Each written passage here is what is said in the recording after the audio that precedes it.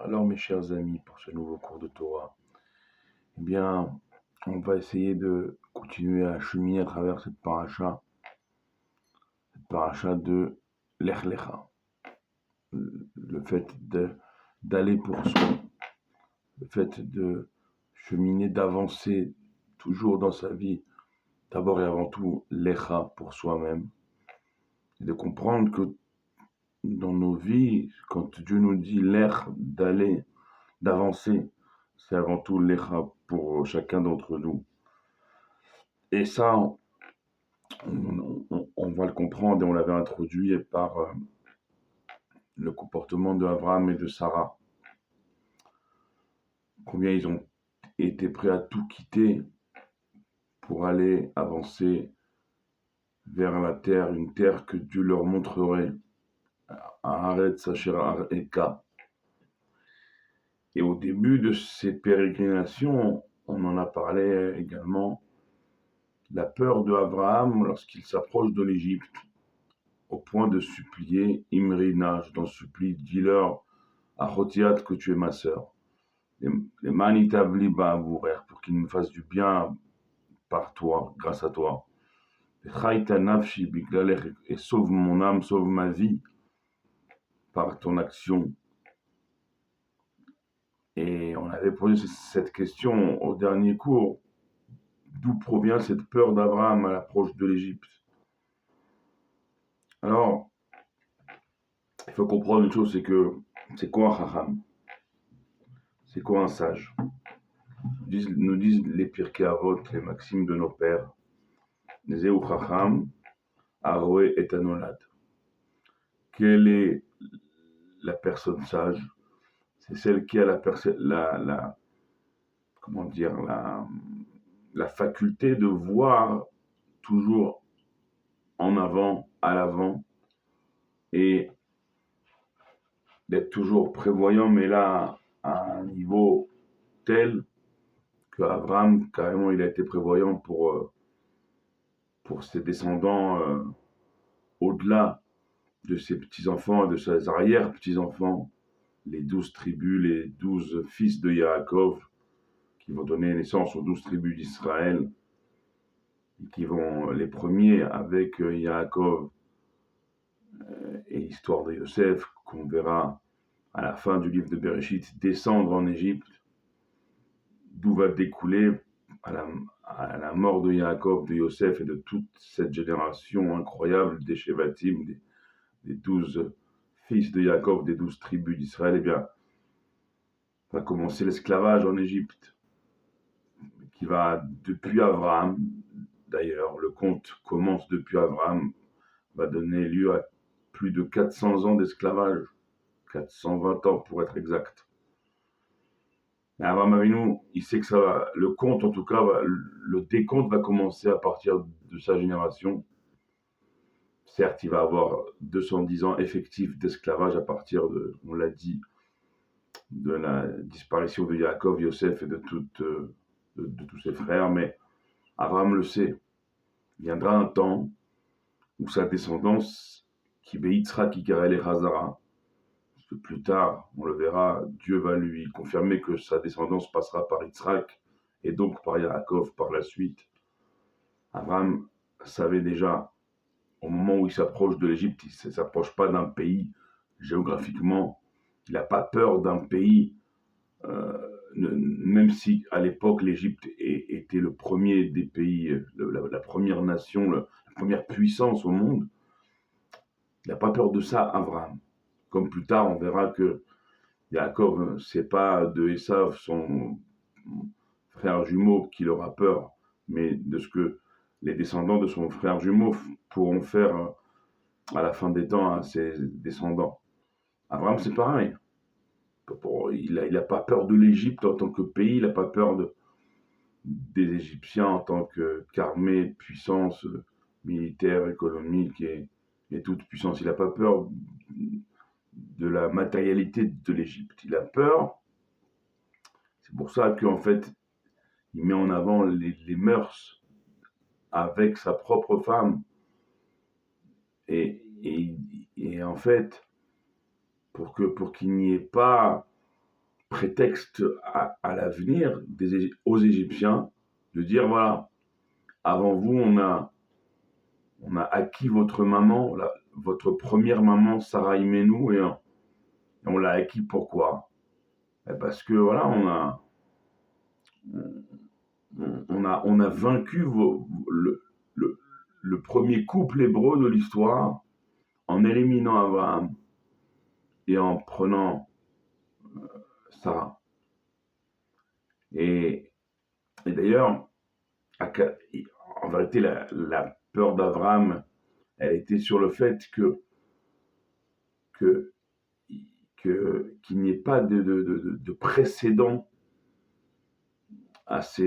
aux enfants d'Israël en Égypte, et que les enfants d'Israël en Égypte puissent à l'avenir briser l'Égypte jusqu'à la faire noyer dans la mer des Joncs, dans Yam Souf, mais qu'il n'y ait pas je dirais, d'argument pour l'Égypte contre ses enfants, contre ses descendants. Et donc il veut à tout prix que rester en vie, pas pour sa pomme, mais pour qu'il y ait Yitzhak, pour qu'il y ait Yaakov, pour qu'il y ait une suite au peuple juif. Et Sarah, on ne la voit pas s'inquiéter outre mesure, parce que Sarah sait que que le Ham Israël va exister. Sarah, elle a des certitudes, notamment, on le verra plus tard, quand elle dira à son mari Abraham de renvoyer Ishmaël et sa mère Agar, parce qu'Abraham ne verra pas du vivant de son épouse, il le verra lorsque Sarah ne sera plus, parce que la prophétie élevée de Sarah, elle va se reporter sur Abraham à sa disparition, à la disparition de Sarah. Mais Sarah, elle a aucune appréhension. D'ailleurs, elle aussi a raison dans le sens où, quand ils vont être en Égypte, Pharaon lui-même va voir qu'il peut, non seulement il peut pas la toucher, il peut pas l'approcher, Sarah, mais que tant qu'il maintient Sarah, entre guillemets, captive au sein de son palais en Égypte, ben l'Égypte va mal. Et donc, il appelle Abraham et il dit, attends, mais pourquoi tu m'as menti?